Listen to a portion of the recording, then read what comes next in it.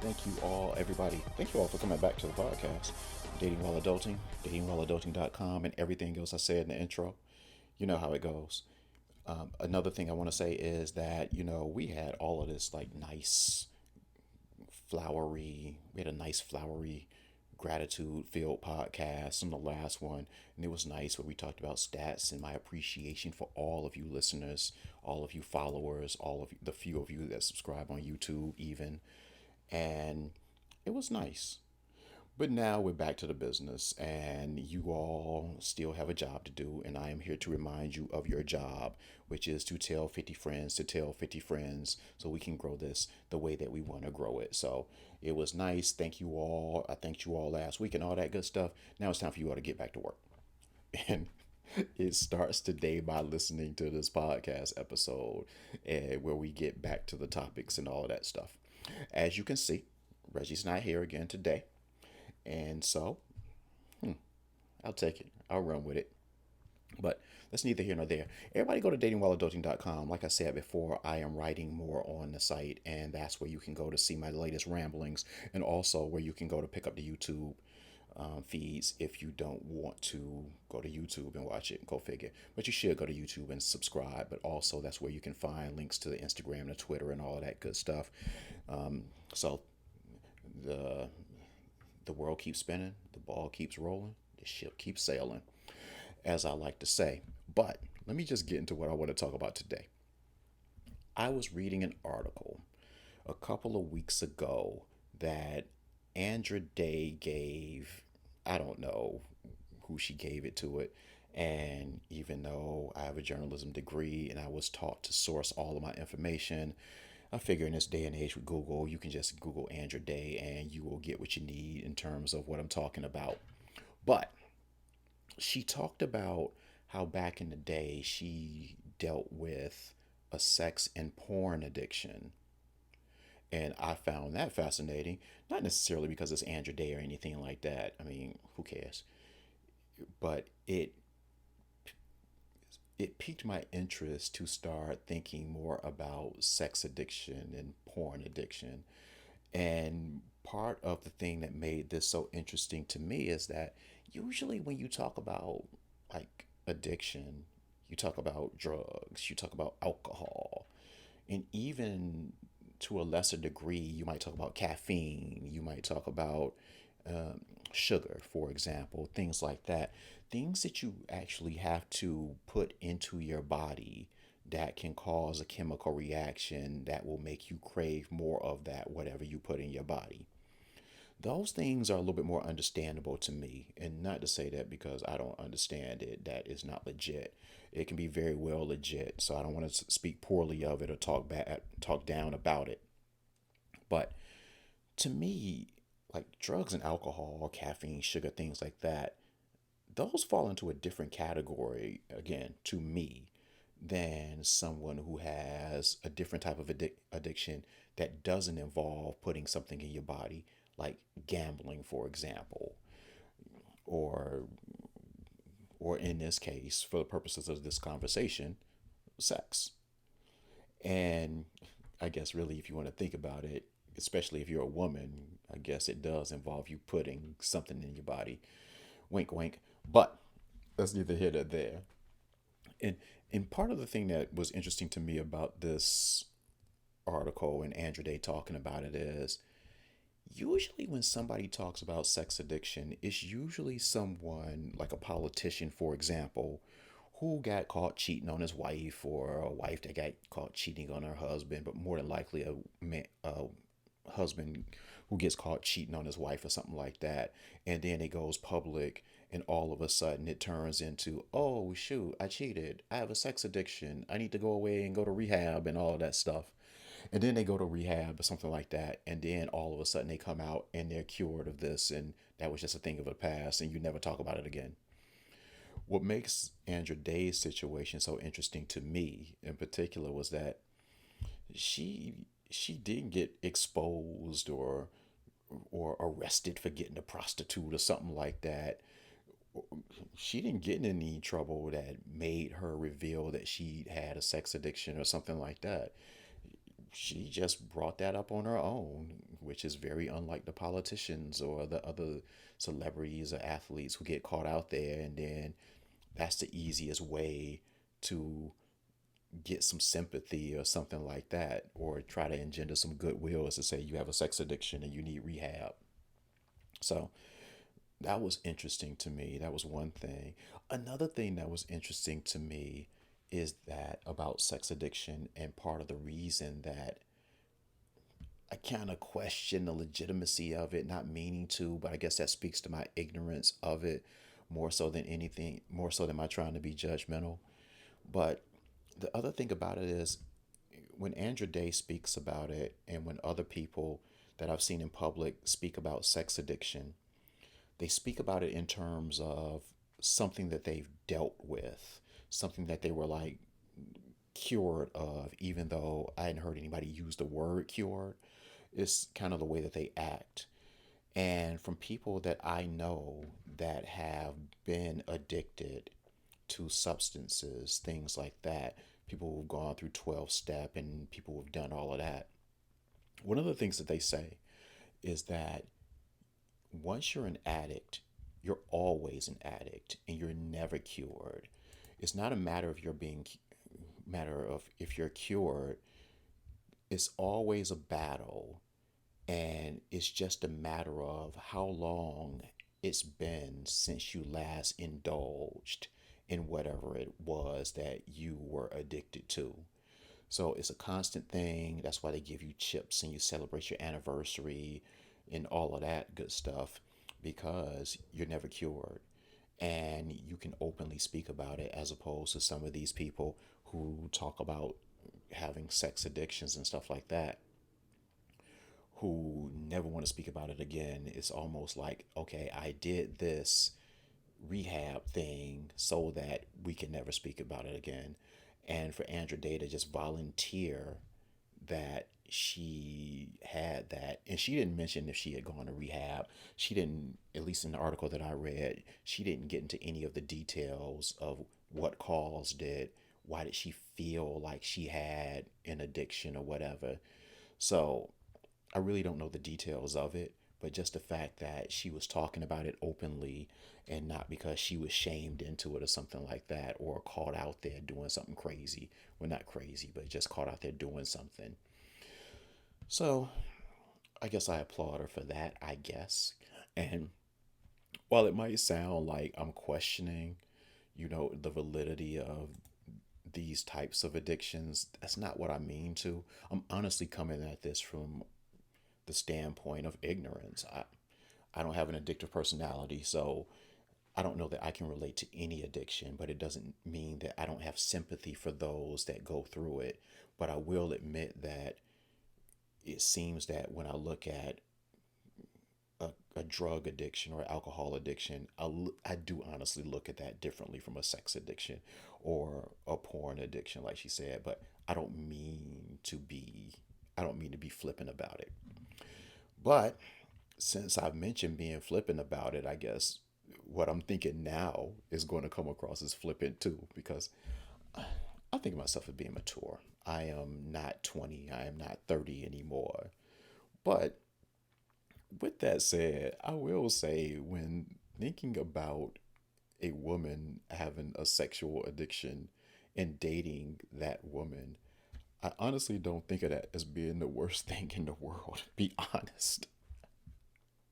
And it's one of those deals where I know that kind of flies in the face of what I just said about not trying to be flip and not taking it seriously or categorizing it differently. But it seems like if somebody wants to have sex a lot, hey, it seems like I'm for that.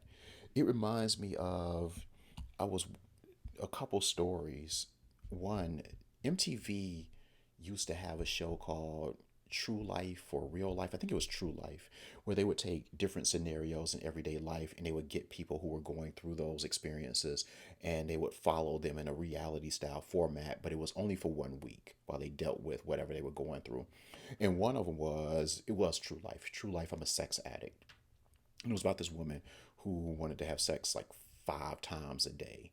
And her boyfriend was like, "Oh, I can't handle that. This is a problem," and stuff like that. And I was like, that doesn't really sound too bad. That was the one thing. And the other thing that I'm reminded of is there was an episode of the show Unsung that comes on TV One, and it was on Adina Howard. She was the one that was featured on it. And so her thing was she was one of those people that said that she liked sex. Now, she didn't categorize her thing as being a sex addiction, but she talked about wanting sex all the time. And even her husband, who was then her ex husband, was like, yo, she was too much. He was like, I understand what men might be saying about me right now, and I'll take that, but it sounds great until you actually get it. And then it's like, whoa, this is just way more than I was expecting. And so, yeah, maybe I'm in that camp. It's kind of like when I was younger, I said when I grew up and started making my own money, I would eat McDonald's every day. And then I ate it a couple of times and was like, okay, I'm good for the next 2 months. Now, with that said, I personally haven't experienced that with sex yet, but I guess there is a level in anything that might be too much for a person. I've dated women um, that really were sexual women that really liked sex often. And I never thought of them as having a problem. They never categorized themselves as being addicts or having a problem. It was just kind of what they did. And I was appreciative of that. So I guess that brings me to my next thought, which is where is the line? What makes, in this case, sex an addiction versus something that someone likes to have a lot? And I don't really know that I know the answer to that. I don't even know if well, there has to be an answer to that. I just don't know what it is. I guess if there are negative ramifications, if the thing is causing you to, it's impacting your life negatively. And again, it speaks to my ignorance because when thinking about sex, for example, I, if somebody likes it a lot, I don't really know how that's impacting your life negatively. If you, I guess if you're going out there and you're sleeping with a bunch of people, and that could impact your life because you could catch a disease or something like that. Or especially if you're with someone, if you have a spouse or something like that, that could have a negative impact on your life because you're cheating. But it gets kind of muddy in this day and age because, as me and Reggie discussed on the cheating episode of the podcast, there are so many different reasons that people cheat that it's easy to excuse as being an addiction, like the politicians that I pointed to earlier. That's their default, but there's so many different reasons, and it seems like calling addiction seems to be the easiest way to not get in as much trouble as you would normally get into if you just said, yo, she was fine and there was an opportunity there. Or if you were just like, yo, hey, you weren't giving me what I needed, so I went and found it elsewhere. It's easier to dismiss, to excuse as, yo, I'm an addict. Whether that's legit or not, I try not to be judgmental about it, but it does sound kind of strange. And even with the whole thing about catching diseases and stuff like that, that can be excused as, like, I know a lot of people, used to be men, but now more and more women are talking about it, about how they don't like the way condoms feel. And as a result, they'll just ditch them. Now, at this age of our lives, considering that this podcast is geared to a more mature audience, you know, if you out there raw dogging and you're risking it like that, that's pretty irresponsible. That's pretty irresponsible. But yeah, it can be excused as it's not an addiction. I just don't like the way it feels. So, hey, I'm going to go out there and take this chance. So, when looking at the negative impacts and how that could make you feel like it's an addiction, those things that might be seen as negative can be so easily excused away. Even if you're like putting yourself at risk, in a public risk, like for example, I know I've heard about some people who were doing things in public sexually and got arrested for public indecency and stuff like that. So that definitely impacts your life negatively. So in theory, I guess you can say that's because you're an addict. And I know some celebrities that have said that they were an addict and that's what it was. But even with that, that could just make you adventurous. It can be excused as that. And that's the thing. When talking about sex, everything that might be considered negative by one person or one group can be categorized as some sort of fetish or something by another group. It's like if you do want to sleep with multiple people, that's not an addiction. That could be polyamory, or that can be swinging, or that can be BDSM, or some type of fetish. Already went into the condom thing and not using protection. You just don't like the way it feels, so you'll take a chance. They looked clean, is what a lot of people will say. But in or even like strange things like, okay, this person is weird because they came out of the bathroom with a strap on and they wanna fuck me in the ass. Is that an addiction? Does that speak to is that a sign of an addiction because you don't like just normal sex? Or is it you're just freaky? And so, unlike a substance abuse, if you smoke crack and you break into your grandmother's house and steal a TV and smoke the damn TV, mama, if you do that, that is an obvious sign that you have an addiction. But when it comes to sex, there are so many nuances and there's so much gray area that you can excuse it. And again, it seems like the only time someone calls something an addiction is when they get caught. It's not an addiction when they're actively engaging in it. So, it just speaks to how muddy all of this stuff is. And then, because I actually looked up, like, okay, what are the signs of a sex addiction? And it mentioned those things that I referenced earlier. It's like something that has a negative impact in your life. So you can excuse all of those things. So it kind of makes it muddy, like I said. The only thing that I can see that can kind of universally be seen as something that might be negative is if you're spending money that you don't have, like if you're getting prostitutes or escorts or something like that. Now, if you're a billionaire and you're spending money on it, then it's not a sex addiction.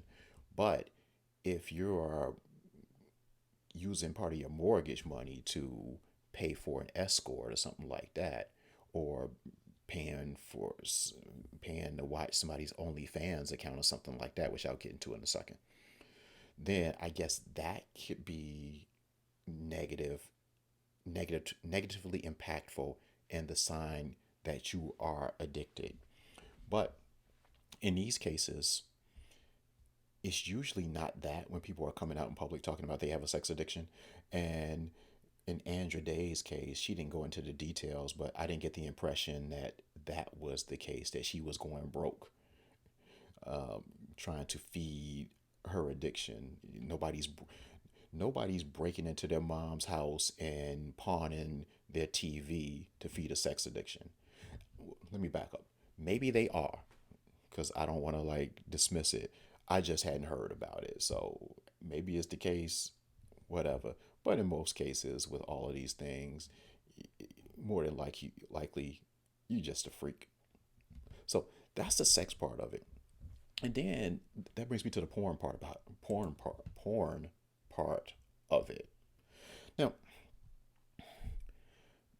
they're linked. She said she had addictions to both, and I am equally as confused about the porn thing because it seems like anybody that watches porn could be considered a porn addict. Because I don't know anybody that casually watches porn. It seems like, yeah, I don't know anybody that watches porn and says, like, yo, Yeah, I watch porn like once every other month. It seems like if you watch, and you are, and you go down these rabbit holes and stuff like that, and you are into it. So in theory, at least from my understanding, from what I've seen, whatever, it seems like everybody that watches or engages in it can be considered an addict or something like that. And then another thing about it is it's so easily accessible. I guess if you're spending money on porn, considering how easy it is to come by, I guess you can say that you might have a problem. But then, do you really? While it's strange to me that people are going onto these OnlyFans sites and paying to see whatever they want to see there, because some of these women, these Instagram women and stuff like that, they're getting rich from people paying to see them do whatever it is they do. And in a lot of cases, it's to see them naked or to see them have sex or something like that. That's strange to me because my thing is, I, I can't think of anybody that I would have, even in my younger days, paid to see. No, there was one time. There was one time. Halle Berry was in that movie Swordfish, and and I really wasn't as interested in the movie, but I remember my homeboys telling me, "Yo, she's naked in the movie," and the opportunity to see a prime Halle Berry naked in a movie was something that I had to take the opportunity to see, that and Monsters Ball for that matter. And so I was like, I cannot pass these things up. So I paid to see those movies, but shoot, at the time that was like what, a $5 movie ticket to see a movie one time. So, but yeah, it was just to see Halle Berry. But with that said, does that mean that I have an addiction? I mean, who knows? Now, in doing the research and talking about this, because this was fascinating to me, in looking up things about porn and sex, and if anybody looks at my internet history right now in preparation for this talk, they'll really think I'm some kind of like pervert, but I'll take that. But one of the ways that one of the articles that I read said that porn addiction in particular can be seen as a negative thing is that the article talked about how there is a decrease in people having sex just in general these days versus even 10 years ago, especially generationally.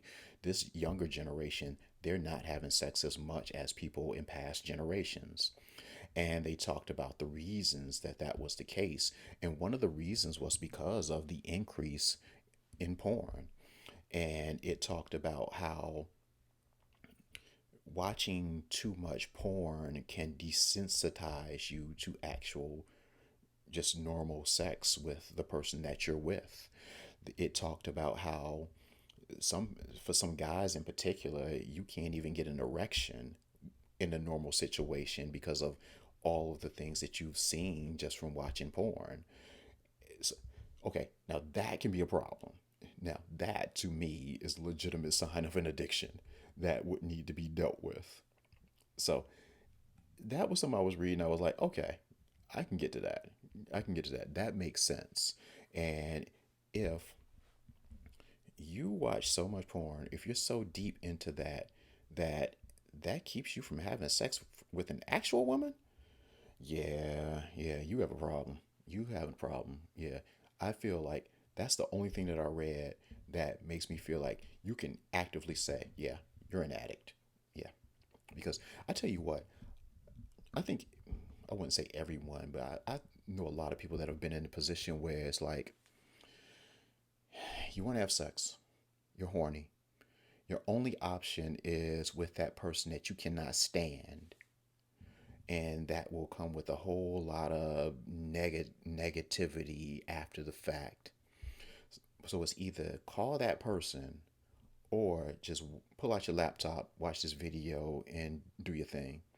Now, I understand that situation where you choose the laptop over dealing with all of that junk that comes with dealing with that person.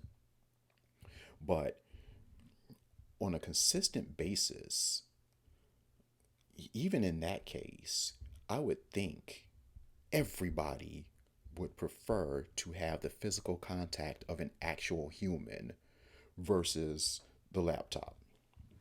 Maybe that's just me. I don't know. I don't know. But it is what it is.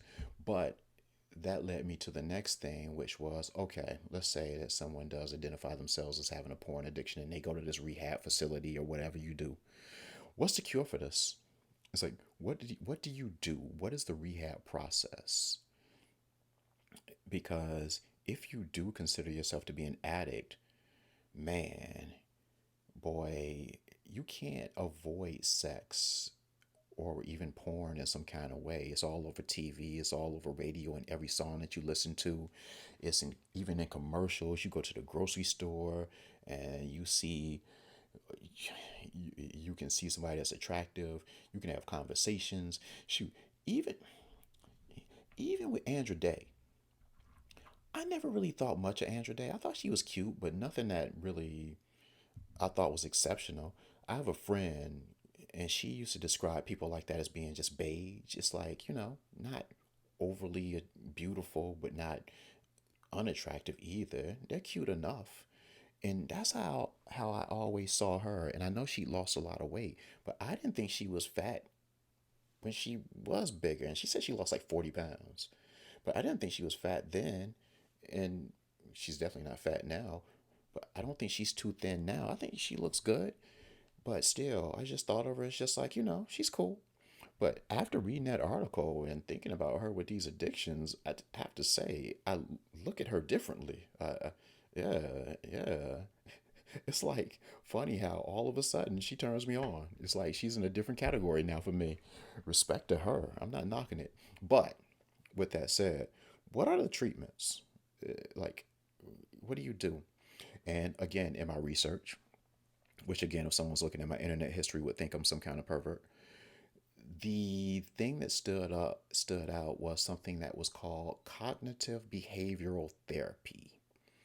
And basically what they do is they try to teach you to cope, basically teaching you coping mechanisms to deal with when you are stimulated by, you know, whatever it is out there that will turn you on and lead you to, I guess, pull out your laptop when you shouldn't be pulling out your laptop, or spending that money that you don't have to spend or something like that. And that's really all it's about. I'll be honest. When I first read that, the first thing that came to my mind was those churches that tell gay people to pray the gay away, and gay people that talk about how they still have urges, but they just kind of like suppress them. When thinking about and reading about this cognitive behavioral therapy, that was the first thing that kind of came to my mind.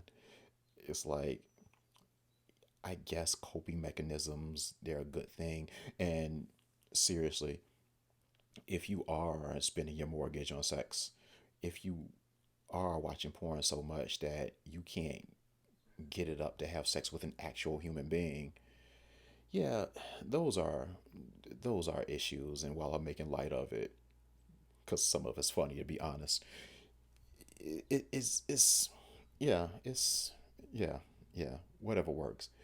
But with that said, bottom line is, do what you have to do. Do what you have to do. I am not mad at it, and I encourage everyone to deal with it how they deal with it. It was just funny to me, and it's still funny to me when I read that. I was just like, oh, this is interesting. I am interested in hearing your thoughts about it too. Hit me up. Let me know what you think. And if there's anybody out there that is going through or who has gone through a sex addiction, boy, I definitely want to hear from you. I want to have you on the show. So hit me up on that. So yeah, that's that for that. On a separate note, shout out to everybody that was looking for gas last week. I have to say, and I'll keep this brief. I'll try to keep it brief. And I keep saying that as if I have to keep it brief. I don't have to. But it was funny to me because I went on vacation last week, and while on vacation, I had no interest in following the news. And so while I was on vacation, this cyber attack that Russians or whoever orchestrated that shut down this pipeline that was delivering gas to the East Coast and to the Southeast. I was unaware of all of that stuff. So when I was driving to the airport to leave for vacation, I was already on E, but I figured I could make it there and I just deal with the gas thing when I get back, something that I never do. And then when I got back from vacation and started the car up, the E light was on. The light in the car telling me I didn't have any gas actually came on as I was driving home. So I was like, okay, I'll just get some gas when I'll get back. So, well, when I get to the exit, I'll get some gas as I'm closer to home. And when I got off the exit, every gas station I was passing either had like these crazy lines or they didn't have any gas. So I'm just like, what in the world is going on here? So I'm just like, all right, I'll deal with it the next day. Went home the next day, it was the same thing. So I'm like, I must be missing something here because I was still in vacation mode. I still hadn't watched the news or anything like that. So I had no idea what was going on. Turn on the news, and sure enough, they're talking about nobody can find gas. And at its height here, where I live in Atlanta, they were saying that it was like 71% of the gas stations were out of gas. And what made it worse for me was that with all of my driving around looking for gas and the fact that I was already on E, I was thinking I was going to run out of gas any minute. So I was like, I can't leave the house unless I know 100% that I'm going to a place where there is gas. And so I'm like looking at that site gasbuddy.com, shout out to them. I'm calling stations trying to find places where they have gas in a range that I can actually get to get the gas, and it was just a mess. I and so finally, because my gas was so low, I was like, okay, I don't know that I can make it to a gas station. It's more than a mile away. So I was like, the best way to do it is, okay, I'll wait till the middle of the night.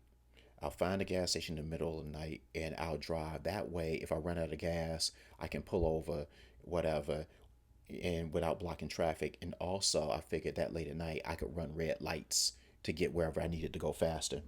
So at 3 o'clock in the morning, I call a gas station. They have gas. So I go out to get the gas, and it's 3 o'clock in the morning.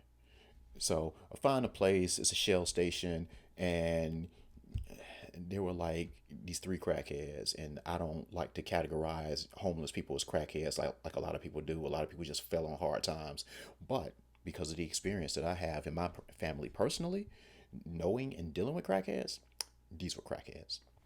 So two guys and a woman. So I pull up, I get out, I'm pumping the gas. Two, and so I could see them eyeballing me and stuff like that. So they send a woman over to me, and she's walking up toward me with this like sexy walk or whatever it was, and I'm just like, this is weird. And, well, it was being at the gas station at 3 in the morning, being approached by a crackhead. So weird. I don't know. Not something I hadn't seen growing up in Cleveland. But anyway, so so before she even gets to me, I'm like, yo, I don't have anything for you. Sorry. And she's like, nah, nah. I just want to know your name. And she's like hitting on me. I have to admit, it was pretty smooth. She was pretty smooth at how she was coming at me. It was pretty impressive. It was impressive to the extent that if I had cash, which I didn't, and she weren't a crackhead, I would have given her money.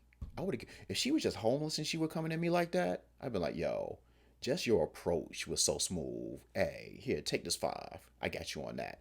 But because of the other circumstances, nah, I can't give somebody money to feed an addiction, especially when it's two dudes right there that I'm having to size up. Because when you see two dudes standing off like to your left or something like that, and the woman is with them, you don't know what's going down. You don't know if they sizing you up. You don't know if they're gonna jump you or whatever.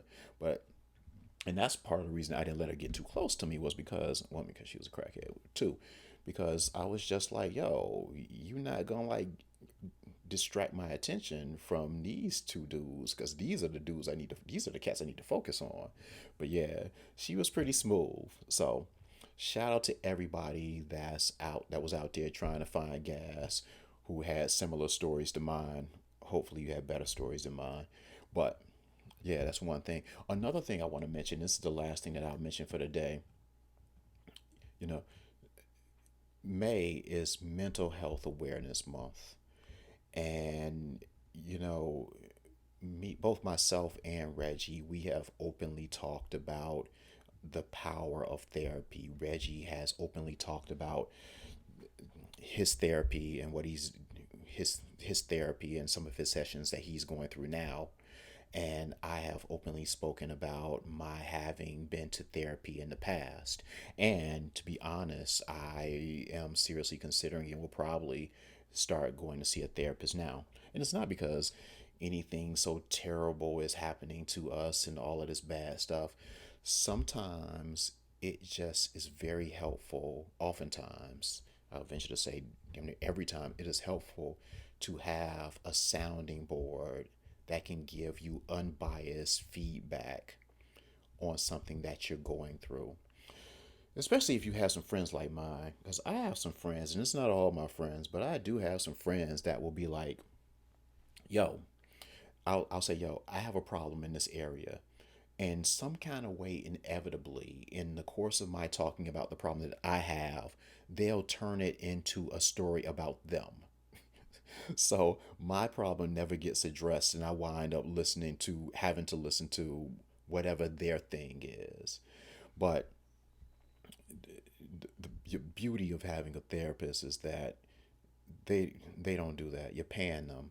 So, and they're trained to listen and trained to give you positive feedback, encouragement, and direction in ways that your friends aren't equipped to or don't care enough about. Not saying that your friends don't care about you, but you know, sometimes your friends can be a little selfish, and sometimes your friends don't listen as well as you would like them to. But yeah, and people talk about their pastors and stuff like that. Your pastor probably isn't the best place to go to either, because your pastor more than likely isn't trained. And while his telling you to pray is a great thing, and I am a fan of that, I do that. But it goes into the whole faith without works thing. While you're praying, you also need to be seeking how to you need to be seeking the actions to put to those prayers to make that thing happen. So yeah, it is no shame to go see a therapist, and for people especially in our community, in our meaning the black community, and even people at this age. I feel like it's even more important for people at this age, the age that this podcast is geared toward, to be more open to therapy, because getting older, um, dealing with your health more intently, midlife crises, women going through menopause or premenopausal or perimenopausal, men just dealing with the fact that they can't do the same things that they used to back in their day. It's not a bad thing to go talk to somebody about those things. So, May is Mental Health Awareness Month. That's the last thing that I want to say. And thank you all for listening. If Reggie were here, I'd tell him to say goodbye. He's not here, so I'll just say goodbye. Bye to everybody. Bye.